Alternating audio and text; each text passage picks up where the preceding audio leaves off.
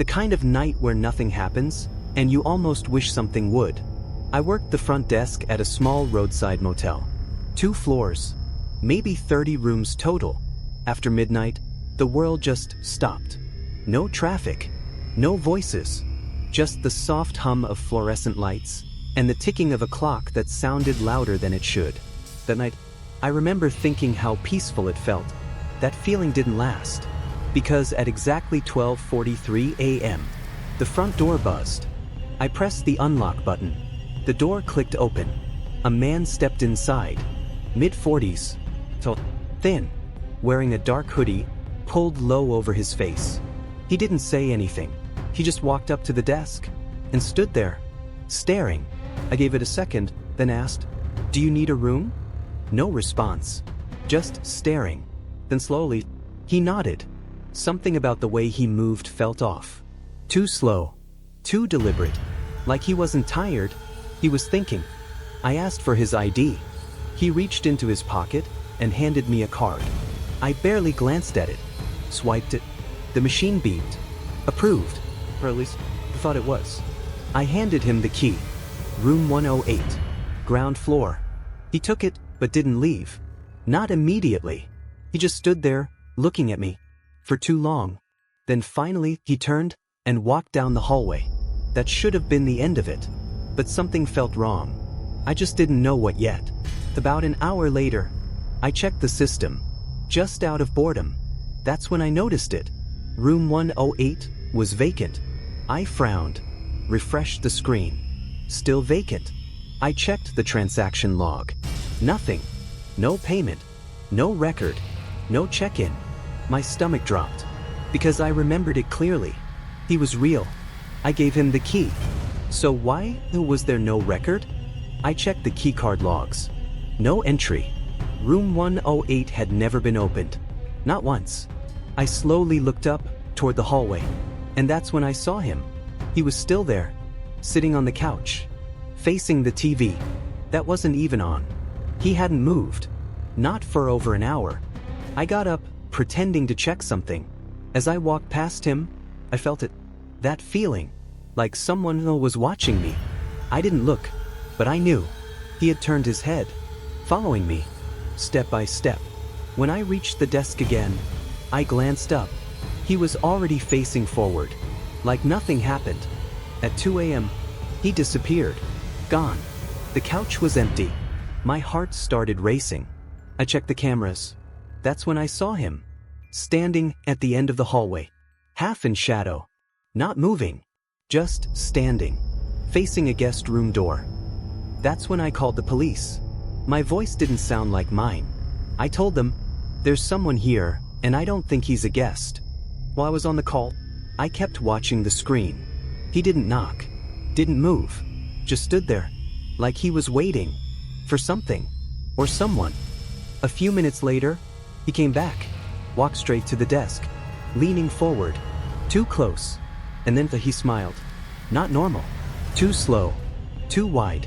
"Do you have food?" he asked. His voice was barely above a whisper. Police arrived at 3:58 a.m. 2 officers. They talked to him, checked his ID. Then one of them came to me and said something I'll never forget. "He's not a guest. The card was stolen. He's been wandering for hours." My chest went cold, because I already knew. Something about him was never right. After they left, I checked the cameras again. Everywhere he had been. Hallways, stairwells, doors. He had stopped at multiple rooms.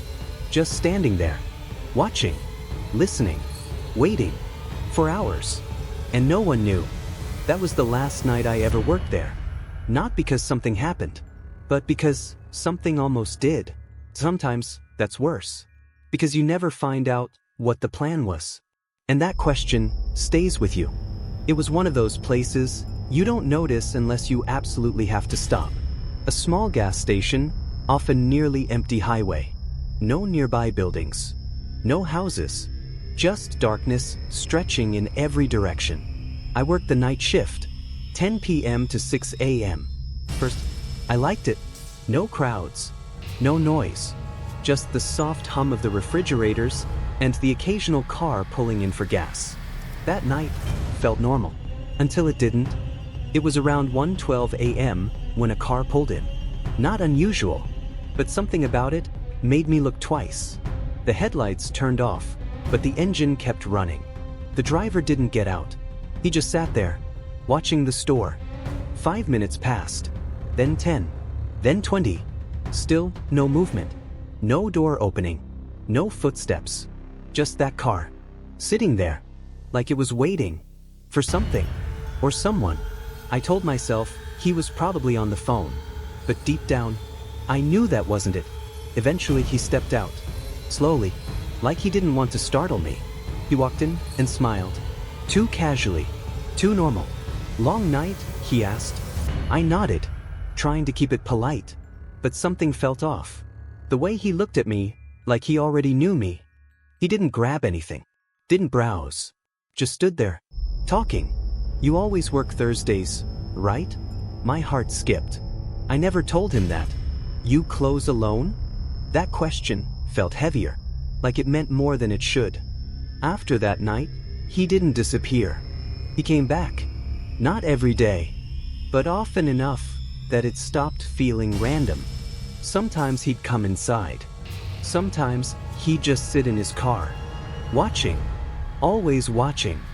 One night, I stepped outside, just for a minute, to take out the trash. Nothing unusual. When I came back in, there was something on the counter. A photo, a Polaroid. I picked it up and my stomach dropped. It was me, outside, just minutes ago. He had been watching me, not just tonight, not just from the car, but closely, too closely. The angles, the timing, the detail. This wasn't coincidence. This was planning. Next time he came in, I didn't stay quiet. "You need to stop coming here." My voice shook, but I meant it. He didn't get angry, didn't argue. He just smiled again. "That's not very nice," he said softly. Police came that night. They searched his car, and what they found made everything worse. A notebook, filled with notes. My schedule, my routines, what I wore, what time I left. Everything. He didn't resist, didn't panic, just stood there. Like this was expected, like he knew it would end this way. But even after that, I didn't feel safe. I don't work nights anymore. I don't live there anymore. But sometimes, when I'm driving home and I see headlights behind me for too long, I still get that feeling. That same feeling, like someone